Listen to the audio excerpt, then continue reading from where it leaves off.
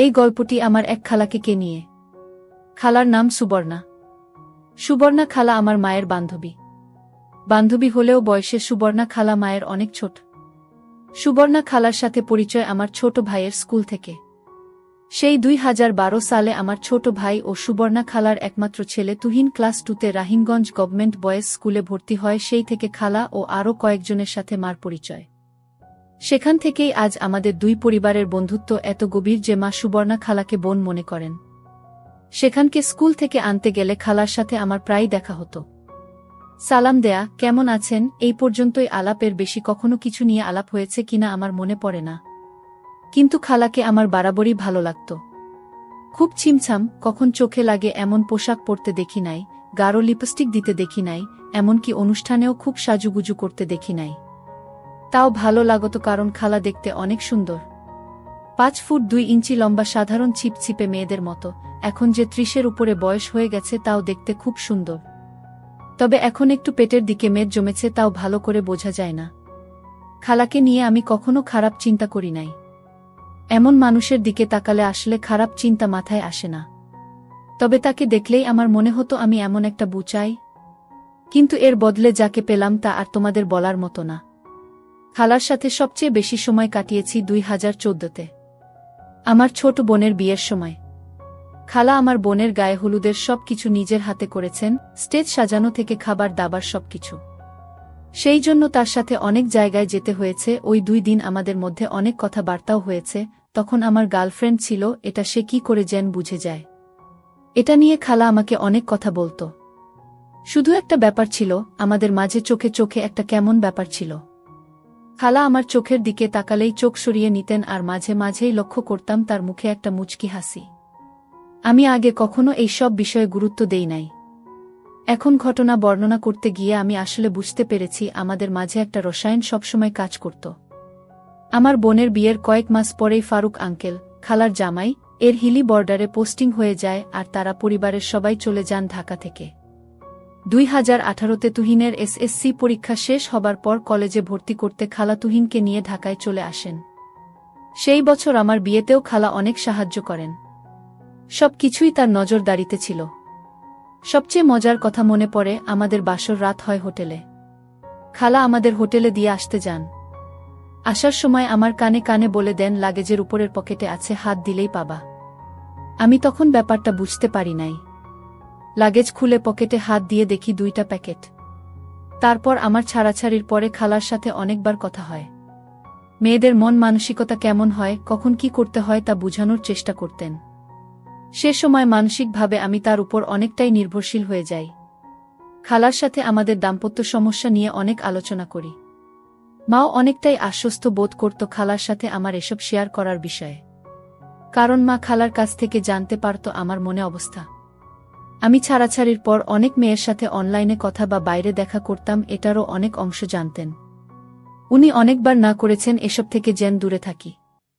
এদের মাঝে খালার অন্য এক বান্ধবীর বোনও ছিল, যার সাথে আমি কয়েকবার করি। গত বছর সেই মেয়ের বাসা থেকে বিয়ের জন্য প্রস্তাব দেয়ার একটা পায়তারা করা হয়, কিন্তু খালা কি বলে যেন ফিরিয়ে দেন। এই হলো খালার সাথে আমার রিলেশন। এর বাইরে আমি কোনোদিন কিছু ভাবি নাই, কিছু হবার কোনো সুযোগ ছিল এমন আভাসও পাই নাই। যাক, অনেক ইতিহাস বলে ফেললাম, এবার মূল গল্পে যাওয়া যাক। কিছুদিন পর আমি মায়ানমার চলে আসি। মায়ানমারেও আমাদের মতো নববর্ষ পালন করে, তবে তাদেরটা একটু ভিন্ন এবং আরও অনেক বড়। আমাদের তো একদিন পালন করি, পহেলা বৈশাখ বা 14 এপ্রিল, কিন্তু মায়ানমার এই উৎসব 5 দিন ব্যাপী। ওদেরটার নাম থিনজিয়ান। এই উৎসবের মূল আকর্ষণ পানি খেলা ঘিরে। আমাদের পাহাড়িরাও এভাবে নববর্ষ পালন করে। এপ্রিলে আমি মায়ানমার ছিলাম, তখন আমি আমার কলিগদের সাথে ম্যান্ডালে যাই এই পানি উৎসবে অংশ নিতে। সেখানে এই উৎসব সবচেয়ে আড়ম্বরতার সাথে পালিত হয়। আমি গত বছর 2 দিন ছিলাম এবং মাকে প্রায় ভিডিও কল দিয়ে দেখাতাম। একদিন খালা আমাদের বাসায় আসে, তখন মা ভিডিও কল করে বলে, নাও সুবর্ণা, খালা দেখতে চায় তোমাদের উৎসব। তাকে অনেকক্ষণ ঘুরে ঘুরে দেখাই। তখন খালা বলে যে আগামী বছর আমরাও যাব। আমি বললাম অবশ্যই, যদি সুযোগ হয় অবশ্যই আসবেন। এরপর জুন মাসে আমার ডিভোর্স এর ফর্মালিটি সম্পন্ন হয়। তখনও খালা আমাকে দেনমোহরের টাকা পরিশোধের জন্য ধার দিয়ে সাহায্য করেন। সব মিলিয়ে খালার প্রতি আমার কৃতজ্ঞতার শেষ নেই। গত বছর ফেব্রুয়ারির শেষ দিকে প্রায় 6 মাস পর আমি বাংলাদেশে যাই। একদিন সন্ধ্যায় অফিস থেকে বাসায় এসে দেখি খালা এসেছেন। আমাকে দেখেই খুব মিষ্টি করে একটা হাসি দিয়ে বলেন, কেমন আছো সাব্বির? ভালো আছি খালা, আপনি কেমন আছেন? ভালো কি করে থাকি বলো, তুহিন মালয়েশিয়া চলে গেল পড়াশোনা করতে, আর তোমার আঙ্কেল ও তার কাজে ঢাকার বাইরে থাকে। একা কি করব, তাই তোমার মাকে জ্বালাইতে চলে আসি। এরপর নানান কথার মাঝে হঠাৎ জিজ্ঞেস করেন, তুমি আবার কবে যাচ্ছ? মার্চের 17 তারিখ। তাহলে তো নববর্ষের সময় সেখানে থাকবা। জি খালা। খালার সাথে সাথে বলে বসল, এবছর আমি যাব। তাইলে তো খুবই ভালো হয়। যাইতে হইলে এখন থেকেই ভিসা প্রসেস করতে হবে কিন্তু। সাথে সাথে আঙ্কেলকে ফোন দিল। কিন্তু আঙ্কেল বলল তার নাকি এপ্রিলের মাঝামাঝিতে মন্ত্রণালয়ের কি কাজ আছে, সে পারবে না। খালার মুখ গোমরা হয়ে গেল। আমাকে বলল, দেখ অবস্থা, কতদিন কোথাও ঘুরতে যাই না, আর তার কাজের এমন একটা অবস্থা, তাকে কিছু বলাও যায় না। আমি বললাম, আপনি চলেন, তুহিনকে মালয়েশিয়া থেকে আসতে বলব, সেখান থেকে মায়ানমারের প্লেনের ভাড়া অনেক কম। তখন আমার ছোট ভাই এসে বলে, তাহলে আমিও যাব। আমি ছোটখাটো একটা প্ল্যান করে ফেললাম। তা শুনে খালার মুখ একটু উজ্জ্বল হলো আর বলল, আচ্ছা তাইলে আমি তোমার আঙ্কেলকে বলে দেখি কি বলে। প্রায় সপ্তাহ খানেক পর মা আমাকে ফোন দিয়ে বলল, সুবর্ণাকে ফোন দিস তো, ওর জানি কি কথা আছে। আমি অফিসের পর খালাকে ফোন দিলে খালা জিজ্ঞেস করল, ভিসা প্রসেস করতে কত লাগে, কতদিন সময় লাগে, কি কি করতে হবে। সব তথ্য শুনে বলল, তাইলে কত খরচ হইতে পারে। আমি বললাম, প্লেন ফেয়ার আর ভিসা প্রসেস করতে 50,000-এর মতো, এছাড়া আর $500 মতো নিয়ে নিয়েন, শপিং টপিং সহ হয়ে যাবে। আর থাকার সমস্যা হবে না, আমার অ্যাপার্টমেন্ট তো আছে। তখন বললেন, তোমার আঙ্কেলকে একটা ফোন দাও তো। আঙ্কেলকে ফোন দেওয়ার পর তো রাজ্যের সব প্রশ্ন শুরু করলেন, কই যাবে, কই থাকবে, কি কি করবে, কোনো সমস্যা হবে নাকি। কারণ রোহিঙ্গা নিয়ে বাংলাদেশ মায়ানমার এর মাঝে বেশ ঝামেলা চলছে, তা তো সবাই জানেন। প্রায় আধা ঘন্টা বকবক করার পর ভিসা কারা প্রসেস করে তার কন্টাক্ট চাইলেন। আমি আমাদের অফিসে যে এজেন্ট আছে তার নাম্বার আর ঠিকানা দিয়ে দিলাম। আমি চলে এলাম মার্চের 17 তারিখে। অনেক নাটকীয়তার মধ্যে ভিসা ও টিকিট হলো। আমার ছোট ভাই তার পরীক্ষার কারণে আসতে পারবে না। এই সময় টিকিটের অনেক ক্রাইসি থাকে, তাই টিকিট কাটা হলো 10 তারিখ আসা আর 22 তারিখ বাংলাদেশ ফিরে যাওয়া। আমার কলিগদের জিজ্ঞেস করলাম কার কি প্ল্যান, কিন্তু এবার কেউই ম্যান্ডালে যাচ্ছে না। সবাই নাকি নিজের গ্রামের বাড়ি যাবে। কি আর করা, অগত্য তাদের সাহায্য নিয়ে আমি বাসের টিকিট আর হোটেল বুক করে রাখলাম। আমাদের প্ল্যান হলো 9 তারিখ খালা ও তুহিন ইয়াঙ্গুন আসবে, 11 তারিখ রাতে আমরা ম্যান্ডালে এর উদ্দেশ্যে রওনা হব। 14-15 রাত আমরা ম্যান্ডালেতে থাকব। 15 তারিখ দুপুরের পর আমরা বাগান এর জন্য রওনা হব, এটাও মায়ানমারের একটা স্টেট। 15-16 রাত থেকে 17 তারিখ রাতে রওনা দিয়ে 18 তারিখ ইয়াঙ্গুন পৌঁছাব।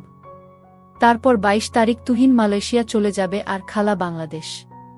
সব ঠিক। এর মধ্যে তুহিন ফোন দিয়ে বলল, ভাইয়া আমি তো 9 তারিখের প্লেনের টিকিট পাচ্ছি না। 12 তারিখের আছে ইয়াঙ্গুন হয়ে সরাসরি ম্যান্ডালেতে। আর আমি 22 তারিখ পর্যন্ত থাকতে পারব না। আমাকে 17 তারিখে ফিরে আসতে হবে, আমার একটা অ্যাসাইনমেন্ট আছে। আমি জিজ্ঞেস করি, খালা কি বলছে? মা আর কি বলবে, বলল এটাই করতে। 9 তারিখ বুধবার সকাল থেকে শুরু হলো আঙ্কেলের ফোন। এই এয়ারপোর্টে ঢুকছে, বিমানে উঠবে, আমি যেন আগে গিয়ে এয়ারপোর্টে থাকি। বন্ধের আগের কাজ নিয়ে আমি এমনিতেই ব্যস্ত, তাই এয়ারপোর্টে যাইতে পারলাম না। আমি আমার কোম্পানির ড্রাইভারকে বাসার চাবি দিয়ে পাঠাইলাম। সাথে একটা সিম দিয়ে দিলাম ইন্টারনেট সহ। ড্রাইভারকে খালার একটা ছবি দিয়ে বললাম, একে এয়ারপোর্ট থেকে আমার বাসায় দিয়ে আসবা। সে ছবি দেখে ভাঙা ভাঙা ইংরেজিতে বলে, তোমার বউ তো খুব সুন্দর। আমিও ভাঙা ভাঙা মায়ানমার ভাষায় ঝাড়ি দিয়ে বলি, ফাইজলামি কম কর, এটা আমার বউ না, আমার খালা। বেটা বলে, কিন্তু এ তো দেখতে হেব্বি সুন্দর। আমি এমনিতেই একটা কাজ নিয়ে ঝামেলায় ছিলাম, তার বক বক এ আরও মেজাজ খারাপ হয়ে গেল। আমি আরও রেগে গিয়ে বললাম, তুই যাবি না, আমি অন্য কাউকে পাঠাবো। ফ্লাইট 2টায় নামে খালার বের হয়ে ড্রাইভারকে পেতে তেমন কষ্ট হয় নাই। গাড়িতে উঠেই আমাকে ফোন করেন। আমি ক্ষমা চেয়ে বললাম, খালা আপনি ওর সাথে বাসায় যান, আমি আসতেছি একটু পরেই। একটু পরে তো দূরের কথা, আমার কাজ শেষ হইতে হইতে 6টা বেজে গেল। অফিস থেকে আমার বাসা হেঁটে যেতে 15 মিনিট লাগে। আমি একটা রেসিডেন্সিয়াল এলাকায় একটা কন্ডোতে 700 স্কয়ার ফিট এর স্টুডিও অ্যাপার্টমেন্ট এ ভাড়া থাকি। অ্যাপার্টমেন্টটা অনেক সুন্দর, কিন্তু সমস্যা হলো প্রাইভেসি নেই, মানে একটা রুম আর বাথরুম। যেহেতু আমি একা থাকি তাই সমস্যা নেই, কিন্তু খালা কি করে থাকবে? আমি বাসায় গিয়ে দরজায় কড়া নাড়তেই খালা দরজা খুললেন। তিনি একটা সাদা সালোয়ার কামিজ পরা মাত্র ঘুম থেকে উঠলেন হয়তো। কি সুন্দর যে দেখাচ্ছে তাকে ধুলু ধুলু চোখে, আমি ভাষায় প্রকাশ করতে পারব না। সাথে সাথে আমার ড্রাইভারের কথা মনে পড়ে গেল। বেটা বলতেছিল আমার বউ নাকি অনেক সুন্দর। ইস, উনি যদি সত্যি আমার বউ হতো। খালার কথায় আমার সম্বিত ফিরে এলো। আমাকে বলল, কি হলো, দরজায় দাঁড়িয়ে থাকবে নাকি? আমি সালাম দিয়ে হাসি মুখে বললাম, কেমন আছেন খালা? ভালো, তুমি তো ব্যস্ত বাবু, এয়ারপোর্ট ও আসতে পারলে না। আমি একটু অপরাধ সূচক হাসি দিয়ে বললাম, প্রায় 1 সপ্তাহ বন্ধ। বাংলাদেশের অফিসে অনেকগুলো রিপোর্ট পাঠাতে হবে। অন্যদেরকে কাজ বুঝিয়ে দিতে হচ্ছে, সব শেষ না করলে এই ছুটির মধ্যে ঝামেলা করবে। তাই চেষ্টা করছি এই সময়ের মধ্যে শেষ করতে। আর তো একদিন আছে অফিসের, যেহেতু অনেকেই নিজের গ্রামের বাড়িতে যাবে তাই অফিস শুক্রবারে ছুটি ঘোষণা করেছে। আমি কাঁধের ব্যাগ নামিয়ে রাখতে রাখতে খালা বললেন তার চরম ক্ষুধা লাগছে। আমি বললাম, হায় হায়, আপনি কিছুই খান নাই? ফ্রিজে তো খাবার ছিল, গরম করে খেয়ে নিতেন। খালা মুখ ভেঙচে বলল, কি নাকি রাখছো তার নাই ঠিক, গরু ভেবে শুকর খেয়ে বসে থাক তারপর। আমি বললাম, আচ্ছা চলেন বাইরে কোথাও খাই। 7টায় বের হলাম বাসার গলি থেকে। বের হয়ে প্রধান সড়ক ধরে কিছু দূর হাঁটলেই একটা রেস্টুরেন্ট আছে। এদের রান্নাটা বেশ ভালো, ভারতীয় স্টাইলে কিছু আইটেম পাওয়া যায়। খালা অবশ্য খুব বেশি পছন্দ করেছেন বলে মনে হয় না।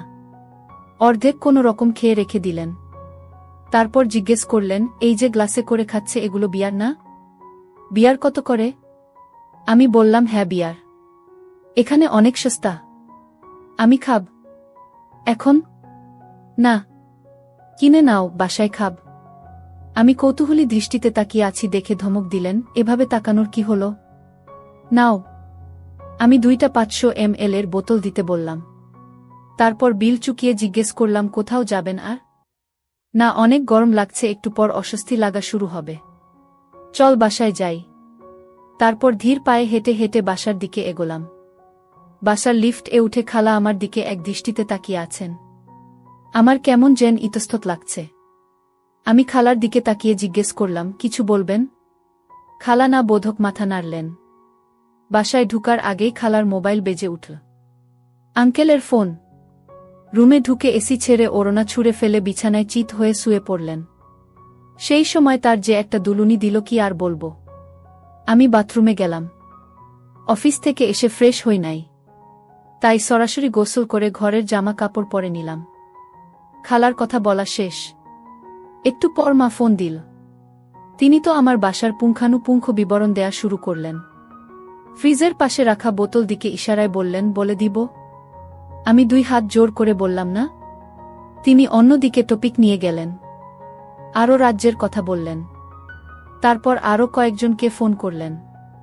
এই করতে করতে রাত 11টা বাজালেন। আমার বাসায় কোনো টিভি নেই, তাই খালার করার মতো কিছু নেই। এটা যেহেতু স্টুডিও অ্যাপার্টমেন্ট তাই কোনো আড়ালও নেই। আমি বারান্দা থেকে কাপড় মেলার দড়িটা এনে ঘরে বেঁধে পর্দা দেবার চেষ্টা করলাম, বাঁধার মতো তেমন জায়গা করতে পারছি না। খালা আমার কার্যকলাপ অনেকক্ষণ যাবত লক্ষ্য করছিলেন ফোনে কথা বলতে বলতে। ফোনটা রেখেই উনি বললেন, আমার সামনে এত লজ্জা লাগে? আমি বললাম, কই? এই যে পর্দা টানাচ্ছ যে, আমি তো আপনার জন্য করছিলাম। আমি কি বলছি এসব করতে? রিল্যাক্স, কাঁথা গায়ে দিয়ে শুইলেই হবে, এসি তো আছেই। আমি বললাম, ওহ তাই তো। তারপর তিনি বিয়ারের বোতল হাতে নিলেন। আমি বললাম, এইটা না নিয়ে করোনা এক্সট্রিম নিলে ভালো হতো, ওইটা অনেক মজা। তাও বোতল খুলে নিজেই গ্লাসে ঢাললেন। আমিও আমার বোতল হাতে নিলাম। তিনি একটু মুখে দিলেন। বুঝলাম ভালো লাগে নাই। জিজ্ঞেস করলাম, খেতে পারবেন? একটু তেতো কিন্তু খাওয়ার যোগ্য।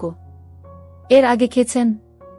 না, রিয়ার খাই নাই, তবে ওয়াইন খেয়েছি কয়েকবার। তিনি বেশ কিছুক্ষণ 1 গ্লাস বিয়ার খাওয়ার চেষ্টা করলেন। শেষ পর্যন্ত অসফল হলেন। আধা গ্লাসও শেষ করতে পারলেন না। আমি এর মধ্যে আমার বোতল শেষ করেছি। খালা বলল, আমার বাকিটুকু খেয়ে নাও। খালা উঠে লাগেজ থেকে একটা নিয়ে বাথরুমে চলে গেলেন। আমি ল্যাপটপ খুলে ফেসবুক ঘাঁটতে লাগলাম। কিছুক্ষণ পর বের হলেন, লম্বা একটা মেকি পরা। ভেতরে পরা নাই সেটা বোঝাই যাচ্ছে। এই বয়সে তার শ্যাপ দেখে আমি অবাক। এর আগে কখনো ওনাকে সেভাবে খেয়াল করি নাই, কিন্তু এখন দেখে আমার যেন তার প্রতি আকর্ষণ আরও বাড়িয়ে দিয়েছে। যাই হোক, এসেই তিনি বিছানায় চাদরের নিচে চলে গেলেন। আমাকে জিজ্ঞেস করলেন, তুমি কই ঘুমাবা? যদিও আমার বিছানা ডাবল সাইজ ম্যাট্রেস, তাও বললাম, এই যে পাটি আর তোষক, এখানে শুয়ে পড়ব। খালা কিছু বলতে গিয়ে আর বললেন না। কিছুক্ষণ পর জিজ্ঞেস করলেন, কয়টায় উঠো? 8টার দিকে উঠলেই হয়। অফিস তো 9টা থেকে। ও আচ্ছা। তিনি এবার তার ফোনের দিকে মনোযোগ দিলেন। আমি বেশ কিছুক্ষণ তার দিকে এক পলকে তাকিয়ে রইলাম। মাথা ভর্তি এক ঝাঁক চুল, এর মাঝে গোল মুখটা লাইটের আলোতে খুবই সুন্দর লাগছে। চোখের দুই পাশে বয়সের একটু ছাপ দেখা গেলে মুখের উজ্জ্বলতা কমে নাই। খালা মোবাইল দেখতে দেখতে বললেন, কি বাবা, কিছু বলবা? আমি বললাম, না খালা, আপনি এখনো অনেক সুন্দর, সেটাই দেখছি। তিনি চোখ উঠিয়ে বললেন, তাই নাকি? আমি কোথায় যেন কৌতুকে পড়েছিলাম, বিয়ার গেলে নাকি বুড়িকে ছুরি মনে হয়। আমি তার কথা শুনে জোরে হেসে উঠলাম। খালাও আমার সাথে অনেকক্ষণ হাসলেন। যাই হোক, আমি উঠে বিছানা করলাম। ঘড়িতে তখন 12টার কাছাকাছি হবে। তিনি জিজ্ঞেস করলেন, ঋতুর সাথে তোমার আর যোগাযোগ হয়েছে? ঋতু আমার আগের গার্লফ্রেন্ড। না, কোনো যোগাযোগ হয় নাই। আচ্ছা, ঘুমিয়ে পড়। সিগারেট খাইতে ইচ্ছা করছিল, কিন্তু সাহস হইল না। খালা ফ্রেন্ডলি আচরণ করছেন, তাই বলে অসম্মান দেখানো উচিত হবে না। অগত্যা ঘুমানোর চেষ্টা করলাম। সকালে উঠে দেখি আমার ঊর্ধ্বমুখী হয়ে আছে। বিছানায় খালা নেই।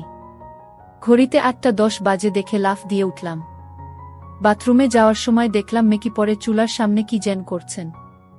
আমি বাথরুমে ফ্রেশ হয়ে ড্রেসিং রুমে এসে দেখি আমার অফিসের পরে যাওয়ার মতো শার্ট প্যান্ট নেই। অগত্যা টাওয়াল পরে বের হলাম। খালা উবু হয়ে বিছানা গোছাচ্ছিলেন, পেছন থেকে তাকে বেশ ভালোই বোঝা যাচ্ছে।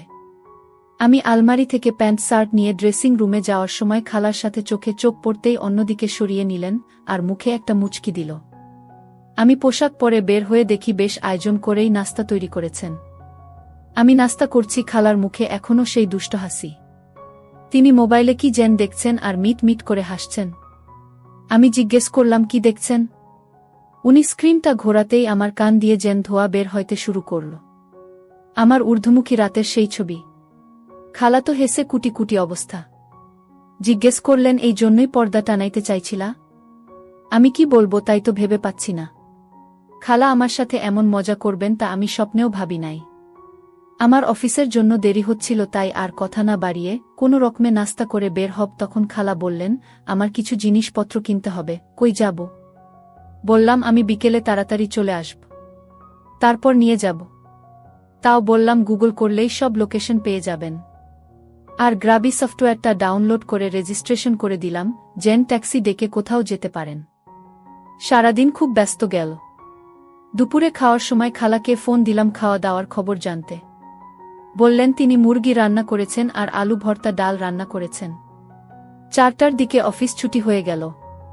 আমি সব কাজ ঠিকমতো শেষ করে বাসায় যেতে 4:30টার মতো বাজল। বাসায় গিয়ে নক করে অনেকক্ষণ দাঁড়িয়ে রইলাম। খালা দরজা খুললেন। তাড়াহুড়ো করে যে জামা পরেছেন সেটা কাঁধের কাছে ভাঁজ হয়ে থাকা দেখেই বোঝা যাচ্ছে। ঘরে ঢুকতেই খালা বলল, আমার কাপড়গুলো দেখো তো, এগুলো ঠিক আছে নাকি? না, আর কিছু লাগবে?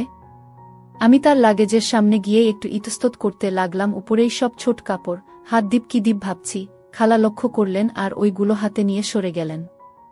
আমি বললাম, এগুলো ঠিকই আছে, তাও 2-1টা হালকা টপস আর স্কার্ট কিনে নিলে ভালো, সাথে পানি খেলার জন্য লেগিংস বা এ জাতীয় কিছু। আমি তারা দিলাম। ছুটি শুরু হয়ে গেছে, আমরা তাড়াতাড়ি বের হই, নইলে মার্কেট বন্ধ হয়ে যাবে। আমরা 5:30-এর দিকে বের হলাম। বাইরে ভয়ঙ্কর গরম। আমরা বাসার থেকে একটু দূরে একটা শপিং মলে গেলাম। ঘুরে ঘুরে sandal, scarf, tops, skirt, clip, আরও কত কিছু যে কিনা তার আর শেষ নেই। এর মাঝে তো আঙ্কেল অনবরত কল দিয়েই যাচ্ছে। আমার সাথেও কয়েকবার কথা বললেন। বিশাল শপিং মলে খালা সব দোকান ঘুরতে ঘুরতে একটা দোকানের সামনে হঠাৎ থেমে গেলেন। আমি ঠিক খেয়াল করি নাই, কিছু দূর যাওয়ার পর দেখি খালা পাশে নেই। মার্কেট বন্ধ হবার সময় হয়ে গেছে, তাই তাড়া দিতে আমি একটু আগায় যাইতেই দেখি খালা একটা দোকানের সামনে দাঁড়ানো। আমি ডাকতেই আমার দিকে হেঁটে আসতে লাগলেন। আমি জিজ্ঞেস করলাম, আর কিছু লাগবে? বলল, এভাবে কিনতে থাকলে পুরো মার্কেট কেনা হয়ে যাবে। যা দরকার ছিল কেনা হয়ে গেছে, চলো চলে যাই। তো আমরা সেই পথেই হেঁটে যাচ্ছিলাম, যে দোকানের সামনে খালা দাঁড়িয়েছিল সেটা লক্ষ্য করলাম। এটা একটা লঞ্জেরির দোকান, আর ডোলে পরানো একটা ডিজাইনার লঞ্জেরি দেখছিলেন। একটা ছোট কাপড়, খুবই সুন্দর, পিঙ্কের মাঝে লাল ডিজাইন। আমি আর তেমন কিছু ভাবলাম না। বাসায় আসতে আসতে অনেক কথা হলো। কি করব, কই যাচ্ছি, কেমন হবে এসব নিয়ে, আর রাস্তাঘাট, মানুষ কেমন, কোথায় কি পাওয়া যায় তা দেখাতে থাকলাম। অনেক জ্যাম পার করে বাসায় আসতে আসতে রাত 9টা বেজে গেল। আসার সময় কিছু খাবার দাবার ও নিয়ে নিলাম। এসেই তিনি শপিং এর সব কিছু নিয়ে বসলেন। আমি ফ্রেশ হইলাম। তারপর খাবার গরম করে দুইজনে খেয়ে নিলাম। খাইতে খাইতে খালা বললেন, আমি ফ্রিজের কোনায় রাখা বোতল থেকে অল্প একটু ওই পানি খাইছি। আমি জানতে চাইলাম কেমন লেগেছে। বিয়ার থেকে ভালো। ভেবেছিলাম অনেক করা হবে, তেমন না। তুমি প্রতিদিন খাও? খুব বেশি খাই না। এই বোতল কিনেছি 3 দিন আগে, তাও তো অর্ধেক আছে। 3 দিনে অর্ধেক খেয়ে ফেলছো বলছো বেশি খাও না? আমি তো একা খাই নাই। তাইলে? বন্ধুরা আসে। বন্ধু না, বান্ধবী। খালার তখন খাওয়া শেষ, রান্নাঘরে প্লেট ধুচ্ছেন। আমি একটু হকচকিয়ে গেলাম। সমস্যা নেই বলতে পার। আমি কাউকে বলবো না। আরে না, আমার কোনো বান্ধবী নেই। উনি ধুম করে একটা ছোট কাপড় হাতে আমার সামনে এসে দাঁড়ালেন। বললেন, এটা তুমি পর। আর তোমার কাবার্ডে মেয়েদের পোশাক কিসের? তোমার? আর তো কিছু বলার নেই। যা ধরা খাওয়ার অনেক আগেই খেয়ে গেছি। উপায় না পেয়ে সত্য কথা বলে দিলাম। মেয়ে বান্ধবী আমার বাসায় প্রায় থাকতে আসে। সে আজ তার গ্রামের বাড়িতে যাবে ছুটি কাটাতে। আপনি আসবেন বলে সে থাকে নাই। বান্ধবী না গার্লফ্রেন্ড? গার্লফ্রেন্ড না, ফ্রেন্ড উইথ বেনিফিট বলতে পারেন। তাইলে তো আমি তোমার ছুটি পন্ড করে দিলাম। এখন কি হবে? আরে ওসব কিছু না। আপনি আছেন, তুহিন আসবে, সময় ভালোই কাটবে। মেয়ের চাইতে তো আর ভালো সময় কাটবে না। আমি আর কোনো উত্তর দিলাম না। সব কিছু গুছিয়ে বসলাম। খালা কাপড় চোপড় তার বড় লাগেজে গুছাচ্ছেন। দেখে বললাম, খালা আপনি এত বড় লাগেজ না নিয়ে আমার ছোটটা নিয়ে নিয়েন। এত বড় লাগবে না। ভালো কথা বলেছ, আর এটা নিয়ে চলাফেরা করতেও সমস্যা হবে। তবে তোমার জামা কাপড় কি করবে? আমার কাঁধের ব্যাগেই হয়ে যাবে। খালাকে জিজ্ঞেস করলাম, আরও খাবেন? উনি হ্যাঁ সূচক মাথা নাড়লেন। আমি ডাবল ব্ল্যাকের বোতলটা সামনে আনলাম। 2টা গ্লাস আনলাম, বাদাম নিয়ে বসলাম। খালা বলল, বেশ, আয়োজন তো সব রেডিই থাকে। আমি বললাম, মোটামুটি। এর মাঝে আবার আঙ্কেলের ফোন। খালা বিরক্ত হয়ে ফোন ধরল, 3-4 মিনিট কথা বললেন। তারপর আমি টায়ার্ড, এখন ঘুমাতে যাব বলে ফোন রেখে দিলেন। ততক্ষণে আমার গ্লাস রেডি করা হয়ে গেছে। ফোন রেখেই গ্লাস হাতে নিয়ে একবারে 1 গ্লাস বড় খেয়ে ফেললেন। আর মুখ এমন এক ভঙ্গি করলেন যেন রাজ্যের বাজে জিনিস। তার পরক্ষণেই মুখ ঠিক করে বললেন, এখন তো আরও ভালো লাগছে, কি মিশিয়েছ? আমি বললাম, জিঞ্জার এল। এটা দিয়ে খাইতে দারুণ। এই হলো বিপত্তি। তিনি গপাগপ মেরে দিলেন। আমি একটু শঙ্কিত হলাম। কিছুক্ষণ পরে বললেন, সিগারেট দাও। আমি বললাম, খালা আপনি কি এসব প্ল্যান করেই এসেছেন? উনি বললেন, না, আজকে প্ল্যান করেছি। আমি আরেক দিতে দিতে বললাম, আপনি কখনো একা কোথাও বেড়াইতে যান নাই না? উনি সিগারেট ধরালেন আর ওড়নাটা ছুঁড়ে ফেলে নিয়ে দেয়ালে বালিশ রেখে হেলান দিয়ে বললেন, খুনাগ। এটাই আমার একা মানে তোমার আঙ্কেল ছাড়া একমাত্র ট্রিপ। আমি আর কিছু বললাম না। উনি সিগারেট খাচ্ছেন, দৃশ্যটা দেখে আমার ঋতুর কথা মনে পড়ে গেল। ঋতু ঠিক এভাবেই সিগারেট খেত। উনি যে সিগারেট খাচ্ছিল তা না, সে জাস্ট ধোঁয়া টান দিয়ে ছেড়ে দিচ্ছেন। এরপর একটা বড় টান দিতে গিয়ে ধোঁয়া গলায় চলে যায়, আর কাশতে কাশতে অবস্থা খারাপ। বললেন, এই জঘন্য জিনিস খায় কি করে লোকজন? তারপর নিজে থেকেই বিড়বিড় করে বলছেন, ঢাকায় একা থাকতে থাকতে আমি বোর হয়ে গেছি। এতই বোর হয়ে গিয়েছি যে সেটাও অনেক সময় বুঝতে পারি না। গতকাল যখন এয়ারপোর্ট থেকে এখানে আসছিলাম তখন চারিদিকে নতুন সবকিছু দেখে ভাবছিলাম এটাই হয়তো আমার শেষ একা কোথাও যাওয়া। তাই ভাবছি মুক্তির স্বাদটা ভালো মতো পেতে চাই। তারপর যে কত কিছু বললেন, আমি শুধু শুনেই গেলাম। এগুলো লিখতে গেলে আরও কয়েক পর্ব লাগবে। প্রায় ঘণ্টা খানেক বকবক করলেন। তারপর আমার পাশে বসে আমার হেলান দিয়ে শুয়ে পড়লেন। সে যে বেশ মাতাল হয়ে গেছে সেটা ভালোই বোঝা যাচ্ছে। অনেকক্ষণ এভাবে বসে থেকে বললেন, আমি টয়লেটে যাব। আমি বললাম, একা পারবেন? না, আমাকে একটু ধর। আমি তাকে নিয়ে টয়লেটে বসিয়ে দিলাম। বের হয়ে আসব এমন সময় বললেন, ফিতাটা প্যাচ লেগে গেল। আমার দিকে তাকিয়ে বললেন, খুলছে না। আমি তার ফিতা খুলে দিতে গিয়ে নিজে একটু বিপত্তিতে পড়লাম। টানাটানিতে একদম শক্তভাবে আটকে গেছে। আমি তখন কাছে মুখ নিয়ে দাঁত দিয়ে গিট খুলতে গেলাম। আমি কিছুক্ষণ চেষ্টা করে খুলে ফেললাম গিটটা, আর লুজ হতেই বের হয়ে আসো। আমি তখন বের হয়ে আসলাম আর দরজার বাইরে দাঁড়িয়ে রইলাম। ভাবতে লাগলাম, এ কি হচ্ছে আমার সাথে। প্রায় 2-3 মিনিট পর ভেতরে গোসলের শব্দ শুনতে পেলাম। শুনে দরজা খুলে দেখি খালা গোসল করছেন। আমাকে দেখে বললেন, সাব্বির অনেক লাগছে। উনি রীতিমতো টলছেন আর শূন্য দৃষ্টিতে আমার দিকে তাকিয়ে রইলেন। আমিও যেন আটকে গেলাম তার চোখে। উনি ধুন করে আমার একটা বসিয়ে দিলেন। মুখ তুলে আবার দিতে লাগলেন। আমি মাথা সরিয়ে নিলাম। তিনি প্রায় পিছলে পড়ে যাচ্ছিলেন। হাত দিয়ে তাকে ধরে কোনো রকমে সামলে নিলাম। খালাকে কোনো রকমে বের করে লাগোয়া ড্রেসিং রুমের দেয়ালে হেলান দিয়ে বসিয়ে দিলাম। কিন্তু সেদিকে লক্ষ্য করার সময় নেই তিনি যেভাবে টলছেন, সামনে গ্লাস বোতল রাখা, সেগুলোর উপর না হুমড়ি খেয়ে পড়েন। তাই আমি ছুটে গিয়ে তাকে ধরি। আমি নিজেকে সামলে আবার খালার দিকে মনোযোগ দিলাম। আমার শক্ত হয়ে আছে, কিন্তু উনি গভীর ঘুমে মগ্ন। কিন্তু তার মমতার কথা ভেবে আর এই 2 কদম পা যেন চলল না। সিগারেটটা শেষ করে বাথরুমে গেলাম। তারপর বিছানায় এসে শুয়ে পড়লাম। সকালে ঘুম ভাঙল 9টায়। উঠে দেখি খালা বিছানায় নেই। রান্নাঘরে খুটখুট শব্দ হচ্ছে। গতকালকের মতো আজকেও আমার ছোটা রুস্তম ঊর্ধ্বমুখী। কিন্তু এর চাইতেও বড় ব্যাপার, এখন খালার সামনে কি করে যাব। আমার কেমন যেন অস্বস্তি লাগছে। আমি উঠে বাথরুমে চলে গেলাম। ফ্রেশ হয়েও বের হইতে ইচ্ছা করছে না। ভাবছি সারাদিন কি করে কাটবে। কিছুই করার নেই। বাংলাদেশের অফিসও বন্ধ। খালা ডাকলেন, এতক্ষণ বাথরুমে কি কর? নাস্তা ঠান্ডা হচ্ছে। বেশ স্বাভাবিক স্বরেই ডাকলেন। টাওয়াল হাতে বের হলাম। খালা একটা ফ্রক পরে আছেন। ড্রেসটা তো বেশ সুন্দর। কবে কিনলেন? গতকাল কিনেছি।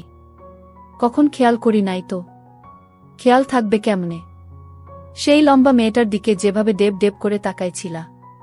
আমার কানে কেউ যেন গরম লোহা ঢেলে দিল। খালা যেন প্রতি ঘন্টায় আরও ভয়ানক হচ্ছেন।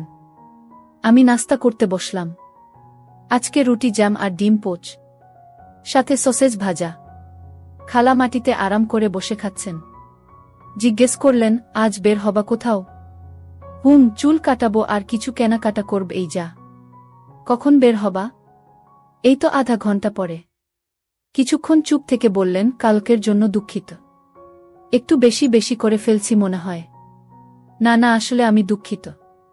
আমার আপনাকে এভাবে খাওয়ান উচিত হয় নাই। আপনি তো আর লিমিট বুঝবেন না। স্বাদ বেশ ভালো ছিল, তাই খেয়ে ফেলছি। তারপর আর কিছুই মনে নাই। আমি জিজ্ঞেস করলাম, কিছুই মনে নাই? উনি একটু ভীত স্বরে বললেন, আমরা কি? আর কিছু বলছেন না। আমি তার দিকে তাকিয়ে কথা শেষ করার অপেক্ষায়। তারপর পাল্টা প্রশ্ন করলাম, আমরা কি? কিছু না। আমি বুঝতে পারছি খালা কি বলতে চাচ্ছে, কিন্তু আমি আর ওই শব্দটা আমাদের মাঝে আনতে চাচ্ছি না। খাওয়া দাওয়া শেষ করে রেডি হলাম। খালাকে আমার লাগেজটা বের করে দিলাম, যেন উনি কাপড় চোপড় গুছিয়ে নেন। আজ রাত 8টায় আমাদের বাস। আমি বের হতে হতে শুনলাম আঙ্কেল ফোন দিয়েছেন। আমি চুল কাটালাম, মার্কেটে গিয়ে 2টা প্যান্ট কিনলাম, টি শার্ট কিনলাম। তারপর কিছু সাধারণ ঔষধ কিনে নিলাম। প্রায় 12টার দিকে খালাকে ফোন করে বললাম, প্রথম দিন যে রেস্টুরেন্ট খেয়েছিলাম সেখানে আসতে, যেন দুপুরের খাবার খাইতে পারি। 12:30টার দিকে খালা আসলেন। তিনি জামা চেঞ্জ করেন নাই, শুধু একটা স্কার্ফ জড়িয়ে চলে এসেছেন। তাকে ফ্রকে বেশ সুন্দর লাগছে। বয়স যেন 10 বছর কমে গেছে। দুপুরের খাবার শেষ করে আমরা বাসায় ফিরলাম 1:15টার দিকে। লিফট উঠে মোবাইলের গ্যালারিতে কি যেন জানি দেখলাম, আর গতকাল রাতের খালার নিতম্বের ছবিটা দেখে এমনি একটা দুষ্ট হাসি যেন আমার ঠোঁটে চলে আসে। খালা খেয়াল করে বলেন, কি ব্যাপার, হাসো কেন? আমি কিছু না ভেবেই তার দিকে স্ক্রিনটা ঘুরিয়ে দেই। সে স্ক্রিনের দিকে তাকিয়েই চোখ বড় বড় করে আমার দিকে কিছুক্ষণ তাকিয়ে থাকেন। তারপর আমার উপর ঝাঁপিয়ে পড়েন, ডিলিট করো, এখন ডিলিট করো। তিনি আমাকে ধরে আমার হাত থেকে মোবাইলটা ছিনিয়ে নিতে চাইছেন, কিন্তু উচ্চতার কারণে নাগাল পাচ্ছেন না। আমার হাতের স্পিং ব্যাগ টান লেগে ছিঁড়ে গেল। কাপড় চোপড় মেঝেতে। তাও তিনি মোবাইল নেয়ার জন্য চেষ্টা করছেন। লিফট 9 তলায় থামল, দরজা খুলল আর পাশের বাসার মহিলা আমাদের দিকে তাকিয়ে আছে। খালা বিদ্যুতের মতো আমাকে ছেড়ে সরে গেলেন। আমি কোনো রকম কাপড়গুলো নিয়ে আমার ফ্ল্যাটের দরজার সামনে গেলাম। খালা হাসছেন মিটিমিটি। আমি দরজা খুলে ভেতরে ঢুকতেই বলল, আর কি ছবি তুলছ? আর কিছু তুলি নাই। ডিলিট কর। আমারটা করেছেন? তোমারটা কি কাপড় ছাড়া? তাতে কি? উনি আবার আমার উপর ঝাঁপিয়ে পড়লেন। এমন সুন্দর খালা থাকলে তো আরও অনেক কিছু করার ইচ্ছা হয় বলে আমি নিজেই অবাকে কি বললাম, আমি জিভে কামড় দিলাম। খালা তখন পরিস্থিতি টের পেলেন। এই ঘষাঘষিতে আমার একদম শক্ত হয়ে আছে আর তার সাথে লাগছে। তিনি সরতে গিয়ে আরও পিছলে গেলেন। তার চুল আমার সারা মুখে ছড়ানো। আমার এক হাত তখনও তার কাছে, তিনি নড়ছেন না। একটু পর মাথা উঁচু করতেই আমার চোখে চোখ পড়ল, বড় বড় শ্বাস নিচ্ছেন। আমার মুখে তার নিঃশ্বাস পড়ছে। আমি আমার ডান হাত থেকে মোবাইলটা সরিয়ে তার মুখ থেকে চুল সরালাম। তিনি চোখ বন্ধ করে নিলেন। খালা আমাকে কাছ থেকে এক ঝটকায় দূরে সরে কোনায় গিয়ে বসলেন। আমি দ্বিধায় পড়ে গেলাম। তিনি কি রাগ করলেন? আমি কি বলব ভাবছি, এমন সময় তিনি দাঁড়ালেন, তার পরনে ফেলে দিলেন। তার ছোট কাপড় ছাড়া আর কিছু নেই। ঘটনার আকস্মিকতায় আমি হতবাক। আমি তখনও এই ব্যাপারটার সাথে মনে হয় মানসিকভাবে খাপ খাওয়াতে পারছিলাম না, তাই আমি অ্যাক্টিভ হতে পারছি না। কিন্তু প্রায় মিনিট 10 পার হবার পরে খালা আমাকে জিজ্ঞেস করলেন, আমাকে ভালো লাগছে না? তখন আমার সম্বিত ফিরে আসল। আরে আমি তো কিছুই করছি না। তখন আমি বললাম, এত সুন্দর আপনি, আর আপনাকে ভালো লাগবে না? মনে হচ্ছে অনন্তকাল যেন পাড়ি দিয়ে ফেলেছি, কিন্তু ঘড়িতে তাকিয়ে দেখি 15 মিনিটও হয় নাই। খালা কোনো কথা না বলে চলে গেলেন। হেঁটে যাওয়ার সময় তার দেখে আমার যেন আরেকবার নেচে উঠল। আমি ওই অবস্থাতেই রইলাম। প্রায় 5 মিনিট পর বের হলেন, কোনো কথা বললেন না। দুইজন নিশ্চুপ। খালা নীরবতা ভাঙলেন। আমাকে কি খুব খারাপ মনে হচ্ছে? একদম না বলে তার দিকে তাকালাম আর হাসি দিয়ে বললাম, কি তবে আগের থেকে দিলে হয়তো শুরুটা আর সুন্দর করা যেত। আমাদের সময় তো শেষ হয়ে যায় নাই বলে আমার আবার হাত দিলেন। এর মাঝে ফোন বেজে উঠল। খালা ফোন ধরলেন। আঙ্কেল ফোন দিয়েছে। তিনি কথা বলা শুরু করলেন। অনেকক্ষণ কথা বলছেন। আমি শুনতে শুনতে ঘুমিয়ে গেলাম।